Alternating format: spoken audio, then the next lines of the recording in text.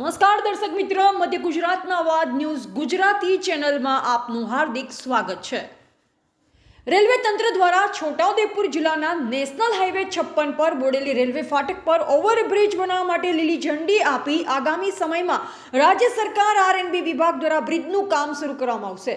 Vadodara railway ડિવિઝનની meeting Pratapnagar ખાતે તારીખ 28/12/2023ના રોજ સાંજે 4 કલાકે ડીઆરએમ શ્રી જીતેન્દ્રસિંહજીના અધ્યક્ષ સ્થાને મળી, જેમાં ડિવિઝનના તમામ વિભાગના અધિકારીઓ અને ડીઆરયુસીસી મેમ્બર અવિનાશ રાઠવા ઉપસ્થિત રહી ડિવિઝનમાં થયેલ કામગીરી અને આગામી સમયમાં કામગીરી કરવાની છે તે વિશે ચર્ચા વિચારણા કરવામાં આવી। ડીઆરએમ સાહેબ શ્રી ડીઆરયુસીસી મેમ્બરના પ્રશ્ન હલ કરવાની ખાતરી આપી અવિનાશ રાઠવાએ પ્રતાપનગરથી અલીરાજપુર ટ્રેનને જોબડ સુધી લંબાવી તે બદલ તમામ અધિકારીઓનો આભાર વ્યક્ત કર્યો।